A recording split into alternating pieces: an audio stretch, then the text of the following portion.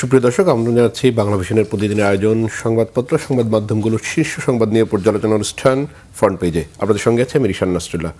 আর আলোচনা অংশের জন্য স্টুডিওতে আমার সঙ্গে অতিথি হিসেবে রয়েছেন মাসুমুর রহমান খলিলি, নির্বাহী সম্পাদক দৈনিক নয়া দিগন্ত। আপনাকে স্বাগত জানাচ্ছি। আমরা আলোচনা যাবার আগে একটু পত্রিকার উল্লেখযোগ্য সংবাদগুলো দেখে নেই। দৈনিক প্রথম আলো, 10,000 টাকা পর্যন্ত কৃষি ঋণ সুদসহ মাফ। বাংলাদেশ ব্যাংক পরিস্থিতি শাস্তি না হয় বাংলাদেশ ব্যাংকে বারবার বিশৃঙ্খলা। মব কালচার শেষ, যেন কথার কথা না হয়। এটি বিশ্লেষণধর্মী প্রতিবেদন। আমার দেশ, ইউনূসের বিদায়ের স্বস্তিতে দিল্লি। 10,000 টাকার কৃষি ঋণ মৌকুফ। শিল্প সাহিত্য চর্চার রাজনীতিকরণ সভ্য সমাজের পরিচায়ক নয়, 21শে পদক প্রদান অনুষ্ঠানে প্রধানমন্ত্রী। দৈনিক ইত্তেফাক, 76,000 কোটি টাকার বকেয়া ও লোকসান বিদ্যুৎ বিভাগের কাঁধে। 9 ব্যক্তি ও 1 প্রতিষ্ঠানকে 21শে পদক প্রদান। উদার গণতান্ত্রিক রাষ্ট্র প্রতিষ্ঠায় কাজ করছে সরকার। সমকাল, গ্যাস সিলিন্ডার থেকে বিস্ফোরণ বাড়ছে। 12 লাখ কৃষকের 1,500 কোটি টাকার ঋণ মৌকুফ। যুগান্তর, স্থানীয় সরকার নির্বাচন, ভোটের হওয়া তৃণমূলে। প্রধানমন্ত্রী কড়া বার্তা, অপকর্মে জড়িতদের বিরুদ্ধে কঠোর অবস্থানে সরকার। নয়া দিগন্ত, বাংলা ভাষা ও সাহিত্য বিশ্বজগতে একদিন আলো ছড়াবে প্রধানমন্ত্রী। চাঁদাবাজির অদৃশ্য সাম্রাজ্য ঢাকা। মানবজমিন, বইমেলা উদ্বোধন অনুষ্ঠানে প্রধানমন্ত্রী বিশ্বের টিকে থাকতে মেধাভিত্তিক রাষ্ট্র প্রতিষ্ঠার বিকল্প নেই। দায়িত্ব গ্রহণ করে 11 দফা পরিকল্পনা তুলে ধরলেন গভর্নর। কালের কণ্ঠ, 65 প্রকল্পে ব্যয় 80,000 কোটি টাকা বাড়িয়ে গেছে ইউনূস সরকার। নতুন সরকারের টেবিলে আগের 19 প্রকল্প। কালবেলা, প্রকল্প ব্যয় কমানোর কথা বলে উল্টো হাঁটি ইউনূস সরকার। 10,000 টাকার নিচে সব কৃষি ঋণ সুদসহ মাফ। বাংলাদেশ প্রতিদিন, বন্ধ কারখানা চালুর উদ্যোগ। উচ্চ সুধার পুনর্বিবেচনার ঘোষণা নতুন গভর্নরের।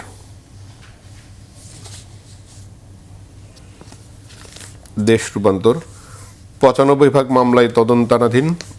জুলাই আগস্টের গণহত্যার মামলাগুলো নিয়ে সরকার দেশকে জ্ঞানের আলোয় আলোকিত করতে চায়, 21শে বইমেলা উদ্বোধনকালে প্রধানমন্ত্রী।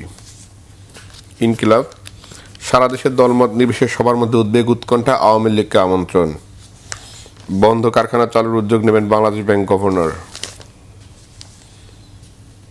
বণিক বার্তা, সদস্যদের সাফল্য উদযাপন করল বিজেএমইএ। শিক্ষকদের মধ্যে পদ পদবি নিয়ে বাড়ছে হাতাহাতি দ্বন্দ্ব পাবলিক বিশ্ববিদ্যালয় নিয়ে। Daily star, more families turn to TCB as poverty depends. Government okays waiver of farm loans of up to take 10,000. Daily Observer, government to waive agri loans up to take 10,000. PM reforms arts and culture must remain free from political influence. New Age, government to waive farm loans up to take 10,000. 21শে book fair begins. মোটা থেকে এই ছিল সংবাদপত্রেই। বেশিরভাগ সংবাদপত্রেই নতুন সরকারের যে কৃষকদের কৃষি ঋণ মৌকুফ সেটি দিয়ে আসলে পেয়েছে। 180 দিনের কর্মসূচি রয়েছে, তাদের 31 দফা রয়েছে ইশতেহার, সেগুলো মিলিয়ে তারা ক্ষমতা শুরুতেই এই কৃষি ঋণটি মৌকুফ করেছে। আসলে এই কৃষি ঋণ মৌকুফের ক্ষেত্রে অর্থনীতির যে গতি আমাদের সেটি আসলে হিসাব করেছে কিনা সরকার, বা এটি আসলে একদৃষ্টির ইতিবাচক দেখলো এক ধরনের সুদূর প্রভাব পড়বে কিনা, কিংবা এই কৃষি ঋণ আওয়ামী লীগের সময় কারা নিয়েছিল, কি নিয়েছিল, এগুলো আসলে পর্যালোচনা করা হয়েছে কিনা। কৃষি ঋণ মৌকুফের বিষয়টা এই সরকারের নির্বাচনী প্রতিশ্রুতির একটা অংশ ছিল। স্বাভাবিকভাবেই এই 100 দিনের কর্মসূচির একদম সর্বাগ্রে এটাকে জায়গা দেওয়া হয়েছে। তা আমি মনে করি যে সরকার তার প্রতিশ্রুতি পালন করেছে 10,000 টাকা সুদসহ কৃষি ঋণ মৌকুফ করে। এখন প্রশ্ন আসতে পারে, যেটা আপনি বললেন, যে 1,500 কোটি টাকার মতো হয়তো এখানে খরচ হবে রাষ্ট্রের। তো এই 10,000 কোটি টাকা, 1,500 কোটি টাকা যে ইনভলভমেন্ট আছে, এটা অর্থনীতির জন্য কোনো বিপত্তি নিয়ে আসবে কিনা। আসলে বাংলাদেশের ব্যাংকিং খাত যদি আমরা দেখি, এখানে শুধু বলা হচ্ছে গত ফ্যাসিবাদী রেজিমের সময় $18 বিলিয়ন পাচার হয়ে গেছে। $18 বিলিয়ন মানে কত হতে পারে এটা জানেন। আর আমরা এর মধ্যে দেখি বিভিন্ন ব্যাংকিং সেক্টর থেকে বড় বড় যারা ঋণ গ্রহীতা, ঋণ খেলাপি আছে, তারা অলমোস্ট প্রায় 4-5 একটা হিসেবে তো 6 লক্ষ কোটি টাকা পর্যন্ত বের করে নিয়ে গেছে। সেই জায়গায় 1,500 কোটি টাকা খুব বেশি না, কিন্তু এটার যারা বেনিফিশিয়ারি এটা হচ্ছে সারা দেশের কৃষকরা। এখন আপনি প্রশ্ন করতে পারেন যে গত 17 বছরে কারা কৃষি ঋণ পেয়েছে। হতে পারে এর মধ্যে রাজনৈতিক বিবেচনা অনেকে কৃষি ঋণ পেয়েছে, কিন্তু সার্বিকভাবে যে বিবেচনাই হোক না কেন এরা তো সমাজের একেবারে নিম্নবিত্ত ব্যক্তি। এবং নিম্নবিত্ত ব্যক্তি যারা আসলে রাষ্ট্রের যে ফুড রিকোয়ারমেন্ট যেটা আছে, খাদ্য চাহিদাটা পূরণ করে, ফলে তাদের যদি 1,500 কোটি টাকার একটা সাপোর্ট দেওয়া হয় তাহলে এটা একেবারে নেগেটিভ বলা যায় না। তবে হ্যাঁ, এটার একটা নেতিবাচক দিক আছে, সেটা হচ্ছে কি যদি এই 10,000 টাকা পর্যন্ত মওকুফের যে বিষয়টা, এটা একটা কালচারে পরিণত হয় কিনা। এরপরে দেখা যাবে যে ঋণ পরিশোধের ক্ষেত্রে ক্ষুদ্র ঋণ বিশেষ করে এটা হয়তো একটা নেগেটিভ প্রভাব পড়তে পারে। আমার মনে হয় নেতিবাচক যেটুক আছে তার চাইতে ইতিবাচক দিকটা কিন্তু অনেক বড়। তার মানে রাষ্ট্র তার সকল নাগরিকের জন্য সুবিধাটা সম্প্রসারণ করার ক্ষেত্রে এটা একটা প্রথম পদক্ষেপ বলে আমি মনে করি। নতুন বাংলাদেশ ব্যাংক গভর্নর যুক্ত হয়েছেন, যদিও একটা মব সংস্কৃতির মধ্যে দিয়েই পুরনো গভর্নর চলে গেছেন। সরকার যদিও ক্ষমতা নিয়ে বলেছিল যে মব সংস্কৃতি আর এদেশে চলবে না, কিন্তু আমরা দেখলাম খোদ বাংলাদেশ ব্যাংকে এই মবের সংস্কৃতি রয়েছে। সেটি একটি বিষয়। বাংলাদেশ ব্যাংকের নতুন গভর্নর সেই সুদের হার কমানোর ঘোষণা দিয়েছেন, যেই সুদের হার না কমিয়ে গত 1.5 বছরে রিজার্ভকে বাড়ানো হয়েছে, অর্থনীতিকে সামাল দেওয়ার চেষ্টা করা হয়েছে। সেটি করা হলে আসলে আবার অর্থনীতির নেতিবাচক প্রভাবে ফিরবে কিনা বা নেতিবাচক ধারায় যাবে কিনা অর্থনীতি। এখানে দুটো বিষয় আছে। একটা হচ্ছে কি আগের গভর্নর সাহেবের বিদায়টা মব কালচারের মধ্যে দিয়ে কেন হলো, আরেকটা হচ্ছে নতুন গভর্নরের উদ্যোগটা। আসলে বিদায়ী গভর্নর যিনি ছিলেন তিনি গত 1.5 বছরে বাংলাদেশের ইকোনমিটাকে একটা একদম খাদে পড়া একটা জায়গা থেকে আর্থিক খাতটাকে কিন্তু অনেকটুক উপরে নিয়ে আসছিলেন, একটা স্থিতিশীলতার অবস্থায় নিয়ে আসছেন। যে ব্যাংকিং খাত থেকে তার মানে 25%-এর মতো বেশি টাকা বের হয়ে যায় এবং যেখানে 35% পর্যন্ত খেলাপি ঋণ হয়ে যায়, ওই ব্যাংকিং সিস্টেমটাকে ধরে রাখা খুব সাধারণ একটা ব্যাপার না। আগের গভর্নমেন্ট নানা ধরনের সংস্কার ইত্যাদির মধ্য দিয়ে এই আর্থিক খাতকে এবং সার্বিকভাবে ইকোনমিকে কিন্তু একটা পর্যায়ে স্থিতি এনে দিতে পেরেছেন। হ্যাঁ, এই স্থিতি আনার ক্ষেত্রে আপনি বলতে পারেন যে সুদের হারটা বেড়ে গেছে, প্রাইভেট সেক্টরের জন্য এই ঋণ প্রাপ্তির ক্ষেত্রে অনেক সুযোগ সংকুচিত হয়ে গেছে। তবে এই অবস্থাটা সৃষ্টির মূল কারণটা হচ্ছে যারা বড় ঋণ গ্রহীতা, যারা ব্যাংক মালিক হওয়ার পরে ব্যাংকের তহবিল হাতিয়ে নিয়েছে, তারাই কিন্তু এর জন্য দায়ী। এটার জন্য মোটে গভর্নরকে দায়ী করা যায় না। আর নতুন গভর্নর যে দায়িত্বটা নিয়েছেন যে সুদের হার কমানো, এটাও একটা ইতিবাচক দিক। কারণ আমরা 16%-15% সুদ দিয়ে একটা ইন্ডাস্ট্রিয়াল ইস্যুটাকে সামনে এগিয়ে নেয় খুব কঠিন শিল্পায়নকে। আরেকটা বাস্তব বিষয় হচ্ছে কি বাংলাদেশে গত 10 বছরের বেশি সময় ধরে 9-10% হচ্ছে ইনফ্লেশনের হার, মূল্যস্ফীতির হার। 9-10% যখন মূল্যস্ফীতির হার হয় তার মানে টাকার মান ঠিক এই অনুপাতে কিন্তু কমে গেছে। এর বাইরে আছে হচ্ছে কি মানে প্রশাসনিক খরচ, ব্যাংকের কস্ট অফ ফান্ড। ফলে 10% ইনফ্লেশন যদি থাকে তাহলে 15-16% ব্যাংক ক্রেডিটের সুদ হার হবে, এটা খুব স্বাভাবিক বিষয়। ফলে যদি সুদ হার কমাতে হয় তাহলে বাংলাদেশ ব্যাংকের গভর্নরকে প্রথম দৃষ্টি দিতে হবে হচ্ছে কি ইনফ্লেশনের হার কমানোর ক্ষেত্রে। আর ইনফ্লেশনের হার কমানোর ক্ষেত্রে একটা বড় ঝুঁকি হচ্ছে যেটা আমরা শুরুতে আলোচনা করেছিলাম, যে 10,000 টাকা পর্যন্ত কৃষি ঋণ মওকুফ, তার ফ্যামিলি কার্ড দেয়া, মানে সোশ্যাল সেফটি নেট, দরিদ্র মুখী যে পদক্ষেপগুলো নেওয়া হচ্ছে, এতে কিন্তু টাকার সম্প্রসারণ হচ্ছে কিনা, মানে মানি ফ্লো বাড়ছে কিনা, মানে টাকা ছাপানো, বিশেষ করে হার্ড কারেন্সি যেটা, এটা যদি বাড়ে তাহলে ইনফ্লেশনটা কমানো খুব ডিফিকাল্ট হবে। যদিও আমাদের দেশের ইকোনমি হচ্ছে সাধারণত সাপ্লাই সাইড থেকে ইনফ্লেশনটা বেশি হয়, তার মানে আমাদের উৎপাদন যদি ক্ষতিগ্রস্ত হয়, কোনো ন্যাচারাল ক্যালামিটি হলে ইনফ্লেশনটা বেড়ে যায়। তো সেই ধরনের অবস্থা যদি না হয় তাহলে এই সুদ মওকুফের যে বিষয়টা এটা হয়তো সামাল দেওয়া যাবে, কিন্তু যে কোনো প্রাকৃতিক দুর্যোগ অথবা রাজনৈতিক দুর্যোগ এই জায়গাটাতে কিন্তু ঝুঁকির মধ্যে ফেলবে। ফলে গভর্নরের পক্ষে খুব কঠিন হবে এই সুদের হার কমানোটা।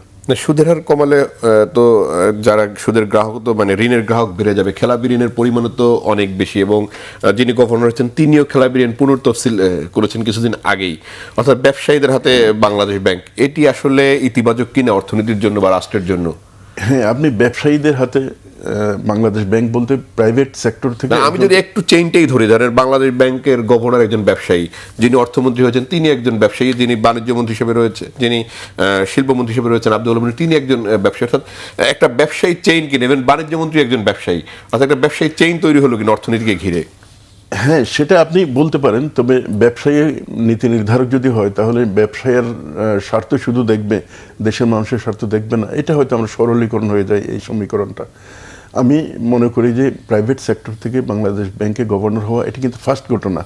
এমনকি পৃথিবীতে খুব অল্প দেশেই আছে যেখানে প্রাইভেট সেক্টর থেকে সেন্ট্রাল ব্যাংকের গভর্নর করা হয়, কিন্তু এক্সেপশন হলেও কিছু জায়গায় আছে। এখন কথা হচ্ছে কি, আপনি যেটা বললেন গভর্নরের ব্যক্তিগত ব্যবসা থেকে ঋণ পুনঃতফসিলকরণ করা, সেটা তো বেআইনি কোনো কাজ না।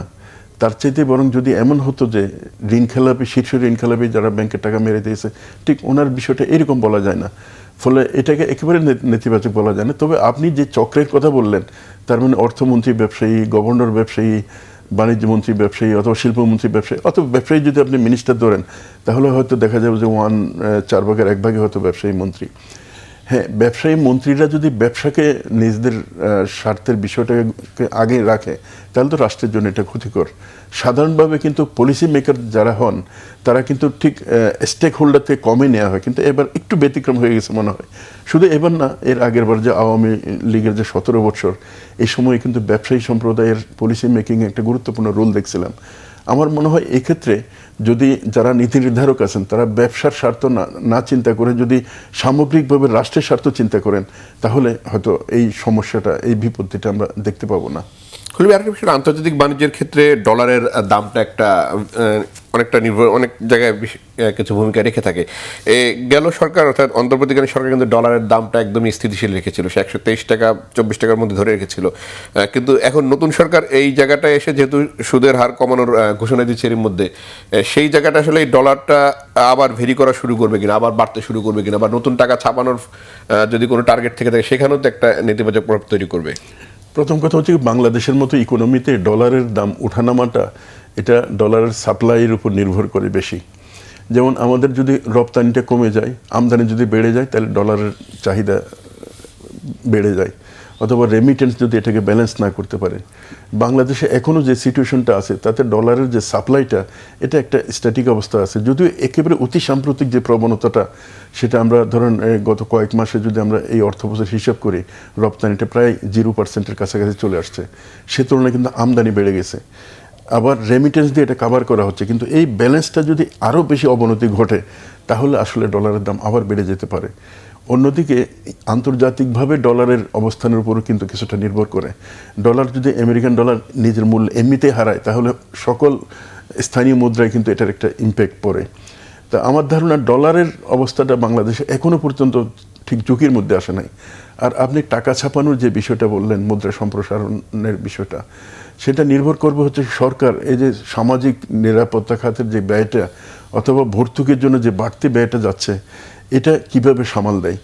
বিদ্যুৎ খাতে ধরেন এখন প্রায় 50-60 হাজার কোটি টাকা, 76,000 কোটি টাকা যে ভর্তুকি, এই ভর্তুকিটা তো একটা বড় বিষয়। এই ভর্তুকি কমানোর জন্য এই যে বিদ্যুৎ খাতে ইন্ডিভিজুয়াল পাওয়ার প্রডিউসার যেগুলো আছে এগুলোকে যদি অযৌক্তিকভাবে যাদের দেওয়া হয়েছে এগুলো যদি কমানো হয় এবং সেই ভর্তুকি থেকে যদি আমি অর্ধেকও যদি নামা নিয়ে আসতে পারি, তাহলে সোশ্যাল সেফটি নেটটা সেই ফান্ডটা যদি হস্তান্তর করা হয় তাহলে আমার মনে হয় খুব বড় সমস্যা হবে না।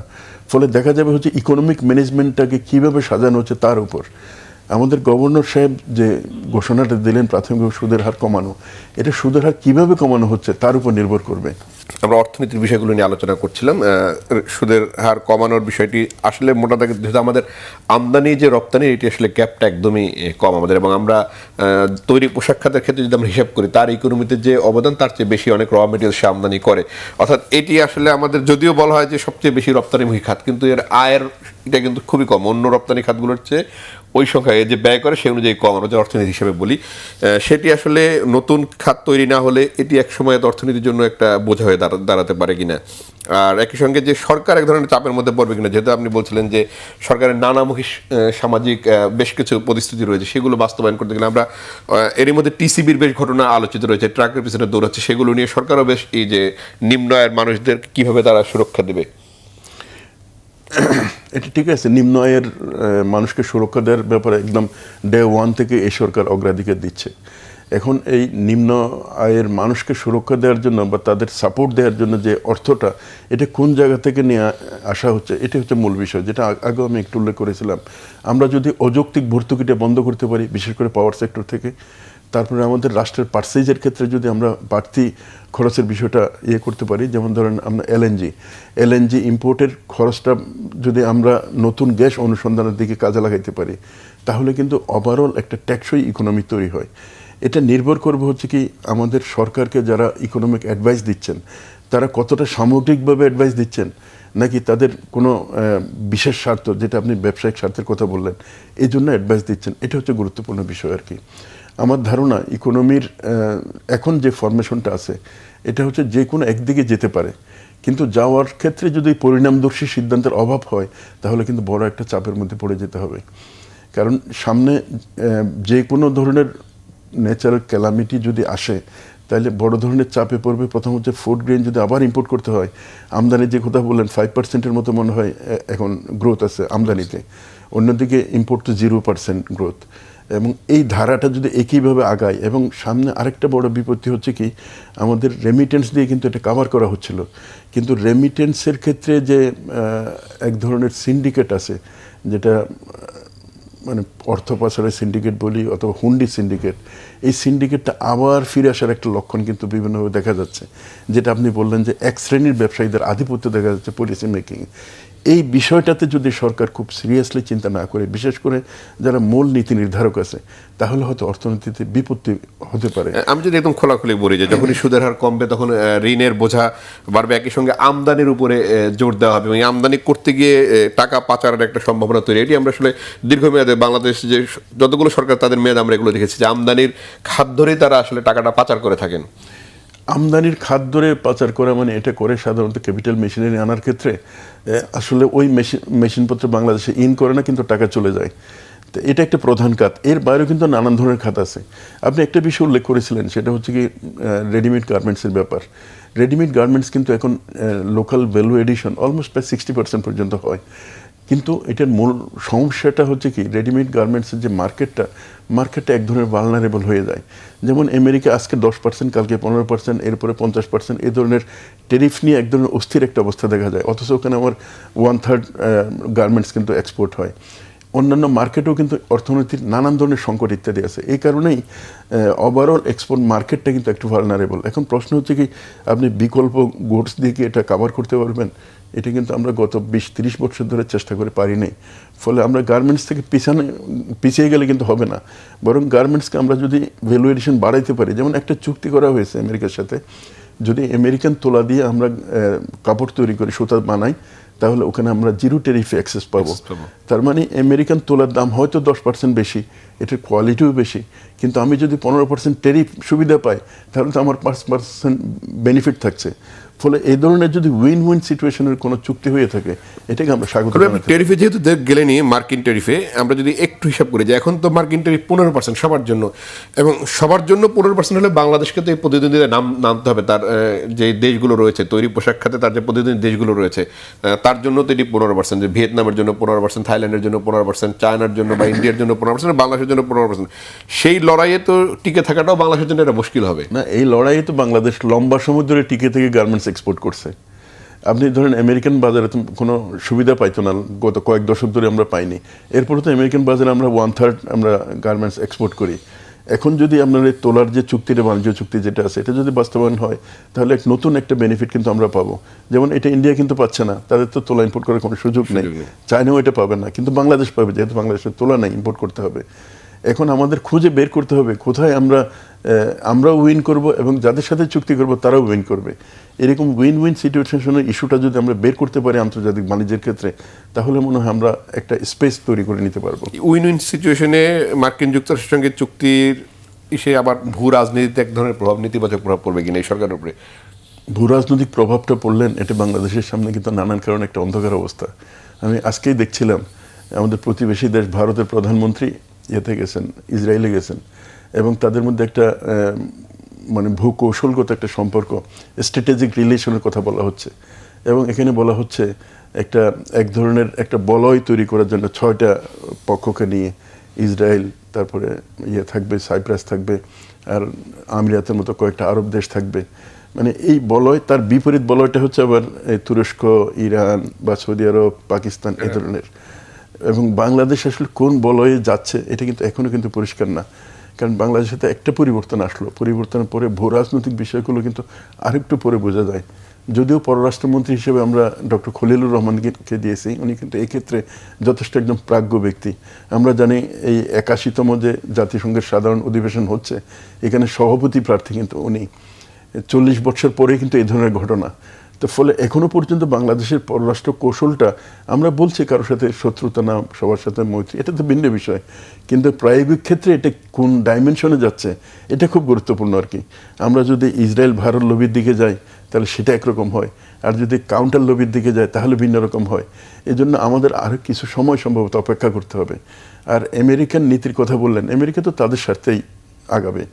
এখন ট্রাম্পের যে নীতিটা, সেই নীতি আবার কোনো পরিবর্তন আসে কিনা, অথবা নতুন কোনো সরকার আসলে কি দাঁড়ায়, অনেক কিছু নির্ভর করে এই অবস্থার সাথে। আমরা যদি একটু স্থানীয় সরকার নির্বাচনের দিকে তাকাই, যেটি স্থানীয় সরকারগুলোতে বেশ কয়েকটি সিটি কর্পোরেশনের প্রশাসক নিয়োগ দিচ্ছে রাজনৈতিক ব্যক্তিদের, সেটি নিয়ে বেশ সমালোচনা হচ্ছে। এর মধ্যে আবার স্থানীয় সরকার নির্বাচন নিয়ে মাঠে নেমেছে রাজনৈতিক দলগুলো, তারা প্রস্তুতি নিচ্ছে। আসলে স্থানীয় সরকার নির্বাচন শীঘ্রই দেওয়ার কোনো সুযোগ আপনি দেখছেন কিনা, বা দেওয়ার কোনো আগ্রহ এই সরকারের মধ্যে এখন পর্যন্ত পরিলক্ষিত হচ্ছে? কারণ আমরা দেখেছি শপথ নেওয়ার পরে তারা খুব দ্রুত সময়ের মধ্যে প্রশাসক নিয়োগ দিয়ে দিয়েছে সিটি কর্পোরেশনগুলোতে। হ্যাঁ, এক্ষেত্রে গুরুত্বপূর্ণ পয়েন্ট আপনি তুলেছেন। দুইটা বিষয়, একটা হচ্ছে কি স্থানীয় সরকার নির্বাচন দেওয়া সম্ভব কিনা, আরেকটা হচ্ছে নির্বাচন দিবে কিনা সরকার। যদি স্থানীয় সরকার নির্বাচন দেওয়া সম্ভব হচ্ছে, যদি স্থানীয় সরকার নির্বাচন হয় তাহলে গত নির্বাচনে যে একটা ভোটিং প্যাটার্ন আছে তার একটা রিফ্লেক্ট ঘটবে। তো এখন সেই ভোটিং প্যাটার্নটা কী ছিল, এখন নানান ধরনের অভিযোগ ইত্যাদি আসছে। সেটা যদি সরকারের পক্ষে থাকে তাহলে স্থানীয় সরকার নির্বাচন দিলে তাহলে কোনো আপত্তির কোনো কিছু থাকে না। কারণ অধিকাংশ আসনে হয়তো সরকারি এই প্যাটার্নে আমরা যেটা দেখতে পাই ওইভাবে জিতবে। আর যদি ওখানে অন্য কোনো কিছু থেকে থাকে, অন্য কোনো গেম বা কিছু থেকে থাকে, তাহলে তো ভিন্ন হতে পারে। তবে আমি যতদূর জানি সরকার সম্ভবত খুব তাড়াতাড়ি স্থানীয় সরকার নির্বাচন দেওয়ার চিন্তা করছে না, কমপক্ষে 1 বছর আগে তো নয়ই।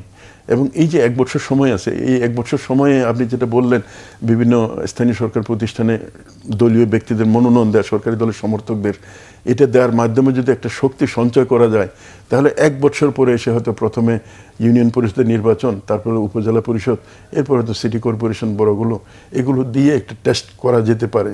আমার মনে হয় সরকার সম্ভবত এই কৌশলের দিকে যাচ্ছে। যদিও বলা হচ্ছে যে সরকার প্রস্তুতি নিচ্ছে, অন্যদিকে রাজনৈতিক দল যারা আছে তারা যদি এটার জন্য আন্দোলন করে সেটা তো ভিন্ন বিষয়।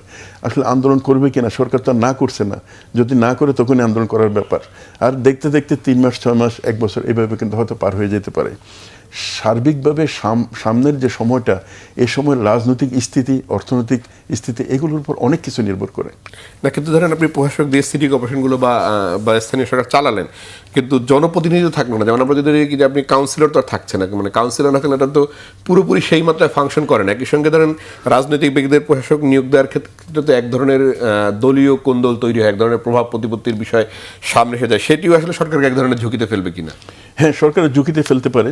প্রথম কথা, স্থানীয় সরকার কার্যকর করার সত্যিকার ইচ্ছা যদি সরকারের থাকে তাহলে নিশ্চয় নির্বাচনের দিকে যাবে। আর যদি মনোনয়ন দিয়ে চালাতে চায় তাহলে ধরেন এর আগে যেভাবে স্থানীয় সরকারগুলো অকার্যকরভাবে চলছে এরকম হয়তো চলবে, অথবা এটা একটা রাজনীতির একটা টুলসে পরিণত হতে পারে। যদি ওয়ার্ড সিচুয়েশন চিন্তা করি তাহলে এটা রাজনৈতিক একটা টুলস হতে পারে, যেটা সামগ্রিকভাবে দেশের পরিস্থিতিতে কিন্তু এক ধরনের অস্থিরতা তৈরি করে। আমার মনে হয় সরকারের জন্য সবচেয়ে ভালো হবে স্থিতিশীলতার চিন্তা করা এবং রাজনৈতিকভাবে সহমর্মিতা, সহাবস্থান এবং বোঝাপড়ার মাধ্যমে রাষ্ট্র পরিচালনা করা। আর একই সাথে জনগণের বিষয়টা বোঝা, যেমন আমরা জুলাইয়ের আগের যে পরিস্থিতি, সেই পরিস্থিতিটাকে যদি আবার স্বাগত জানাতে চাই তাহলে কিন্তু অস্থিরতাকে আবার ইন্ধন দেওয়া হবে। এই বিষয়গুলো সরকারের মনে হয় খুব সিরিয়াসলি চিন্তা করা দরকার। আসলে আমরা কোন দিকে যাব, কিভাবে যাব এবং কি অ্যাচিভ করব। জুলাইয়ের বেশিরভাগ মামলায় তদন্তাধীন রয়েছে, সেই প্রসঙ্গে যদি কিছু বলেন, কারণ এর মধ্যে ট্রাইব্যুনালে বেশ পরিবর্তন এসেছে, অর্থাৎ এই মামলার গতিগুলো আবার থমকে যেতে পারে কিনা? আসলে জুলাইয়ের বিষয়টা কিন্তু জুলাই আগাবে কিনা, জুলাই চেতনা আগাবে কিনা, এই বিষয়টা পরিষ্কার স্পষ্ট না। তবে আমরা প্রধানমন্ত্রীর শুরু থেকে যে বক্তব্য দেখি তাতে কিন্তু জুলাইকে করার বক্তব্য দেখি। আর বাস্তব ক্ষেত্রে যেটা ধরেন ট্রাইব্যুনালের পরিবর্তন, তারপরে আরও কিছু মামলার গতি কমে যাওয়া, আওয়ামী লীগের মানে যারা ফেসিবাদী তাদের রাজনীতি নিষিদ্ধ তাদের আবার ফিরে আসার একটা আবহ তৈরি, বিভিন্ন জায়গায় তাদের নেতাদের জামিন হওয়া এবং অফিস আদালত খোলা, এই আবহগুলো কিন্তু মনে হচ্ছে সম্ভবত এটা জুলাইয়ের পক্ষের আবহ না। তারপরে আমাদের এই শেষ করতে হবে আমাদের। পিলখানার ব্যাপারে আমরা দেখলাম, তবে আমরা ধারণা করি আসলে জুলাইয়ের যে পরিবর্তনটা এটা দেশের অধিকাংশ মানুষ চেয়েছে, যেটা হানা ভোটার রিফ্লেকশন করছে, ওই রাস্তাই হচ্ছে আমাদের জন্য ভবিষ্যতের রাস্তা। জি, আলোচনা করার জন্য মাসুম হকলি আপনাকে অসংখ্য ধন্যবাদ। দর্শক, ফ্রন্ট পেজ থেকে আজকের মতো বিদায় নিচ্ছি। ভালো থাকবেন, সুস্থ থাকবেন, আল্লাহ হাফেজ।